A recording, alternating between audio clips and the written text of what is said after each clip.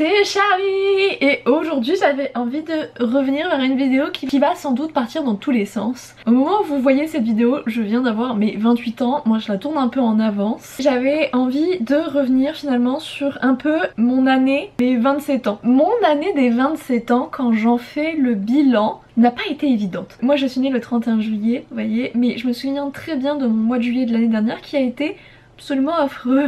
Je devais écrire Honora, j'avais vraiment terminé le rush intense d'écriture. Normalement j'avais un peu plus de temps, sauf que je galérais à écrire le tome 3 d'Honora.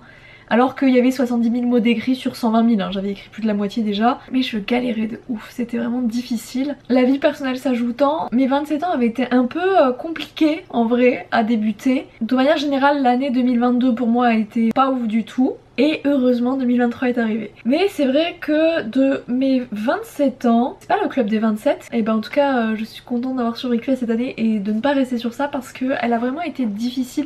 Ça a été énormément de remises en question. De manière générale l'année dernière a été énormément de remises en question. Beaucoup moins cette année parce que je savais plus ce que je voulais faire et ce que je ne voulais plus faire dans mon activité. Faut se rendre compte qu'une grande partie de mon esprit, de mon cerveau, et focus sur mon boulot. Donc comme dans mon travail ça ne va pas, de manière générale dans ma vie ça va pas trop parce que mon travail a une place importante dans ma vie. Je sais que c'est pas le cas du tout de tout le monde et honnêtement quand j'étais salariée ça l'était pas, c'était mes passions, mais désormais mes passions sont devenues mes métiers. Un truc à mon anniversaire c'est que je me suis dit bon on va se calmer vraiment, on va se poser et on va réfléchir à ce qu'on veut. Bonjour madame. Alors la petite voilà, elle veut monter là-haut. Saute. Et si tu peux le faire. Oui, ben oui.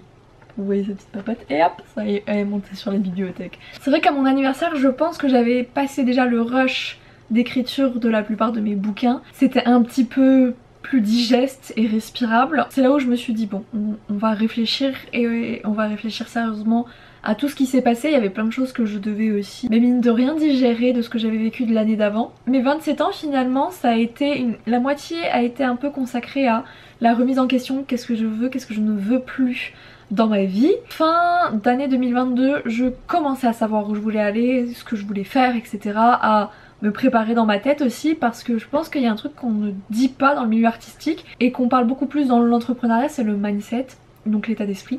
Et je me rends compte à quel point en effet c'est important et que ça peut énormément changer de choses dans une activité. J'ai modifié ma manière de voir énormément de choses, notamment dans mon travail. Et Artemis est arrivé, Artemis qui est devenue ma meilleure sortie de tout mon catalogue. Donc autant vous dire que ça met un coup de boost au moral, on va pas se le cacher.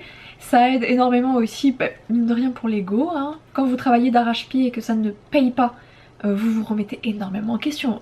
Honnêtement, vous vous dites qu'est-ce qui se passe, qu'est-ce que je fais, pourquoi ça ne marche pas alors qu'avant ça marchait, ou pourquoi tout tenter n'a pas fonctionné. Il y a énormément de choses qui tournent dans l'esprit. Je suis partie beaucoup plus confiante sur ma deuxième partie de mes 27 ans. Le fait que ces changements aient abouti à des choses chouettes m'ont confortée dans l'idée que oui, là-dedans, il y avait plein de choses qui se passaient et que ça avait un impact très fort. Je vois à quel point ça a été une année de résilience sur de nombreux sujets. J'ai lâché prise aussi sur de nombreux sujets et surtout je pense que ça a été une sortie de zone de confort parce que je suis allée voir une autrice qui s'appelle Jupiter Phaeton, donc c'était début juillet ça, mais je le compte dedans.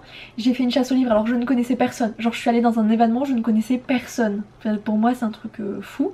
Je suis allée aussi à des dédicaces d'auteurs seuls où parfois j'ai juste lancé des appels sur Insta et il y a une personne qui a suivi. Je suis partie en week-end solo et enfin j'ai plus pris du temps pour moi, j'ai fait des petits week-ends à droite à gauche avec des potes et tout. J'ai eu plus aussi cette sensation de vivre pour moi et pas juste pour mon activité, même si j'adore mon travail. Je me rends compte que mon travail aura toujours une place primordiale dans ma vie, mais je ne voulais pas que ce soit la seule place de ma vie. Cette année a été genre ultra enrichissante. Vraiment quand je la prends du recul dessus, que je me dis alors comment ça s'est passé tes 27 ans, je me suis dit franchement ça n'a pas été forcément évident parce que sortir de sa zone de confort ça fait très peur, c'est très angoissant. Il y a toujours ce truc en toi qui te dit non ne fais pas ça, imagine si ça se passe mal, comment tu vas faire et comment tu vas t'en sortir et tout, mais j'ai rien lâché et quelle gratification quand ça se passe super bien et que tu te dis ben voilà,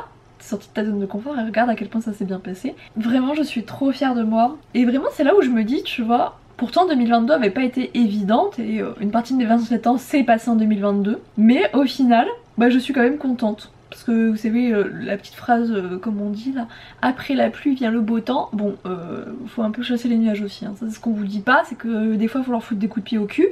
Mais je suis globalement satisfaite et je me rends compte que il y a peut-être rarement où j'ai été extrêmement satisfaite d'une année, mais pas de c'est genre une année scolaire ou une nouvelle année, tu vois, une année sur mon âge. Et là vraiment quand je regarde je me dis ouais franchement tu peux être fière de toi meuf. T'as franchi beaucoup d'étapes, t'as beaucoup avancé, je pense que j'ai énormément évolué. On évolue tous les jours évidemment mais c'est vrai que cette année j'ai l'impression d'avoir grandi. Je suis contente en vrai d'avoir 28 ans, je sais que c'est un truc où dès qu'on se rapproche de la trentaine, tu sais, t'as toujours les petites blagues et tout. Même je le vois de certaines potes qui là vont avoir 30 ans ou qui ont eu 30 ans.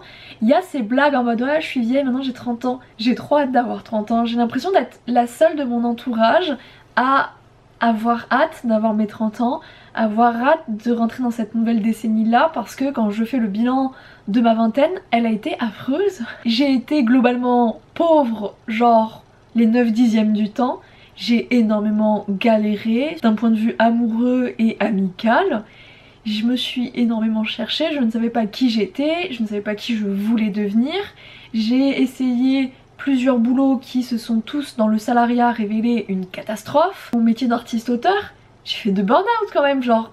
J'ai appris aussi sur mon métier, sur mes métiers, à savoir qui j'étais, ce que je voulais, ce que je ne voulais plus. Et je sais que je vais arriver dans ma trentaine en sachant globalement qui je suis en fait. Alors que quand t'as 20 ans, tu viens de te passer l'adolescence et même si tu commences à avoir des esquisses de qui tu es, tu ne sais pas vraiment qui tu es. Et du coup, la trentaine t'es quand même déjà plus affirmée, t'as quand même 3 décennies sur cette planète, tu commences à savoir où tu veux aller, ce que tu veux être, en tout cas pour ma part, hein, je pense que c'est pas le cas de tout le monde, mais moi j'ai tellement tâtonné sur plein de sujets. On m'a tellement aussi remise en question sur qui j'étais, sur ce que je devais être, ce que je ne devais pas être. Et du coup, c'est l'avantage de ces relations qui ont été totalement merdiques, c'est que j'ai dû m'affirmer moi et savoir ce que moi je voulais sur moi-même parce que on a tellement essayé de me changer que à la fin quand tu te retrouves seule, parce que t'as pété un plomb ou juste parce que tu t'es dit stop, on va arrêter de me cracher à la gueule comme ça, tu te dis bon bah en fait qui je suis et là t'es incapable de répondre parce que tu as tellement essayé de plaire aux autres ou de se conforter à l'idée qu'ils voulaient que tu sois que tu ne sais pas qui tu es. Et donc j'ai eu vraiment cet exercice là de qui je suis, qui je veux être et ce que je veux faire de ma vie. Et toutes ces questions là je les ai énormément vécues à ma vingtaine. Je sais que je vais sans doute les vivre à ma trentaine, typiquement si j'ai plus envie d'écrire ou ce genre de choses, ça va arriver peut-être et là ça va revenir ces interrogations là. Mais déjà je saurai aussi tout ce que j'ai vécu et toutes les épreuves par lesquelles je suis passée. C'est pour ça je pense que ma trentaine ne me laisse que un goût d'excitation parce que je serai aussi plus assurée encore dans mon métier, peut-être que j'aurai des nouvelles expériences professionnelles qui vont arriver et ce genre de bail moi ça m'excite de ouf, tu vois, j'ai trop hâte de découvrir qui je vais être durant ma trentaine. Et ça a été tellement difficile et tellement de doutes ma vingtaine que genre je sais que ma trentaine sera beaucoup plus apaisée sur beaucoup de sujets, même si évidemment la vie fait que tu changes sans cesse, tu te remets beaucoup en question, etc. C'est normal, c'est le processus. Mais je sais que j'ai vécu plein de choses avant et je sais du coup ce que je suis capable de réaliser. Et c'est là où tu vois je me dis genre c'est pour ça que ma trentaine elle sera chouette et c'est pour ça que je pense que je suis autant contente d'avoir 28 ans. Déjà parce que je sais pas pourquoi je préfère les chiffres pairs dans mes anniversaires, me demandez pas pourquoi, 26, 28, 30, j'aime pas les chiffres impairs, me demandez pas pourquoi. Je sens qu'elle va bien se passer globalement cette année, elle va pas forcément être évidente, il y a toujours des épreuves à vivre, mais c'est vrai que mes 27 ans j'ai mis de côté certaines choses où j'ai fermé des portes et ça a été un tel bien-être moral que du coup je me dis bon ouais 28 ans je suis prête encore à sortir de ma zone de confort, à tester des nouvelles choses, à sociabiliser plus parce que ça aussi je pense que mes 27 ans ça a été vraiment l'année de la sociabilisation. J'ai rencontré Olivia qui du coup m'a fait rencontrer Momolune, Perrine qui sont des autrices sur Toulouse et donc j'ai genre un noyau d'autrices toulousaines avec qui je papote beaucoup. J'ai été contactée aussi par Liv, ils en parlent souvent, qui mine de rien aussi m'a permis de me dire que je me sentais moins seule Il y a plein de choses qui se sont passées durant cette année des 27 ans et si tu sais genre quand j'y réfléchis pas trop je me dis ouais c'était pas ouf. En y réfléchissant quand je regarde je me dis si en fait elle était vraiment géniale cette année et je suis très contente et en vrai j'ai envie que l'année de mes 28 se passe de la même manière. On va croiser les doigts ma foi, mais c'est vrai que je suis fière, je me dis genre non c'est pas dégueu ce que t'as fait. Je sais pas, j'ai l'impression d'être l'une des seules personnes à aimer vieillir. Vraiment quand je regarde, ma jeunesse a pas été ultra chouette, ma vingtaine non plus. J'ai l'impression du coup que la trentaine ça va être déjà de me sentir mieux dans mes pompes, dans mon corps, dans ma tête et juste de savoir qui je suis, où je veux aller et ce que je veux décider de ma vie. Et ça vraiment genre je suis trop contente. J'étais un peu décousue, bon je vous avais prévenu, mais je pense que c'est important aussi. Passer ces 25 ans, c'est censé être un fardeau à vivre. Chaque année qui passe, oh là là mon dieu quel enfer. Je sais pas, moi je suis contente. Enfin, je m'imagine si jamais je clame pas avant, évidemment on sait pas ce qui va se passer, mais je m'imagine genre à 60-70 ans et je me dis genre waouh j'aurais accumulé tellement d'expérience, j'aurais vécu tellement de choses. Oh ça va être chouette. Un de mes rêves profonds ça a toujours été d'avoir les cheveux blancs ou gris, mais je suis, alors là c'est teint hein, mes cheveux sont beaucoup plus foncés, bah on voit un peu mes racines, elles sont vraiment brunes foncées. Faire du blanc ou du gris c'est me massacrer les cheveux donc je refuse de faire du blanc dans mes cheveux et du coup genre j'ai trop hâte d'être vieille pour juste avoir des cheveux blancs et des cheveux gris, ça va être genre trop beau, genre vraiment.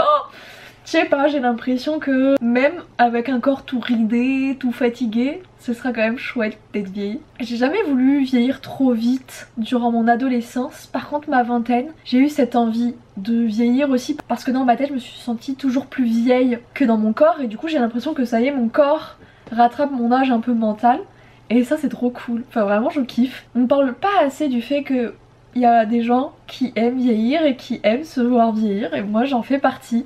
C'est voir mes proches, ça me fait toujours un peu bizarre, mais moi personnellement, me voir vieillir, j'aime trop. Fêter un anniversaire est trop chouette. Si ça peut potentiellement vous aider sur votre rapport à l'âge, je sais que la société glorifie la jeunesse, mais moi je vois tellement de choses négatives à la jeunesse. T'es tellement influençable, manipulable, je me suis retrouvée 5 ans dans une relation toxique parce que j'étais jeune et que lui avait 50 de plus. Il y a tellement de choses où tu te fais niquer la gueule parce que tu ne sais pas et en vieillissant tu prends de la bouteille évidemment, tu te feras toujours baiser la gueule par certaines personnes, c'est la vie, mais globalement tu es aussi plus sélectif sur les choix que tu fais et les personnes que tu rencontres et ça c'est trop cool. Bref, en gros c'était mon ode à la vieillesse, mais je suis tellement contente de vieillir et je pense que c'est important d'avoir un discours qu'on n'entend pas forcément et du coup je voulais vous partagez ça. En tout cas j'espère que si vous avez des anniversaires que vous voulez vivre bien et que même en vous rapprochant de nouvelles décennies ça vous angoisse pas parce que de toute façon on va tous sur le même chemin, à part si tu t'appelles Benjamin Button et tu ne t'appelles pas Benjamin Button, donc on va tous du même côté et je trouve qu'il y a un côté très chouette à ça, enfin riche, pauvre, de n'importe quel pays, n'importe quelle expérience que tu vis, on commence tous de la même manière, on va tous se finir 6 pieds sous terre. Je trouve que c'est un côté extrêmement réconfortant. Enfin bref, moi je vais vous laisser, je vous fais à tous et à toutes de gros bisous, je vous aime tous très fort, ciao ciao.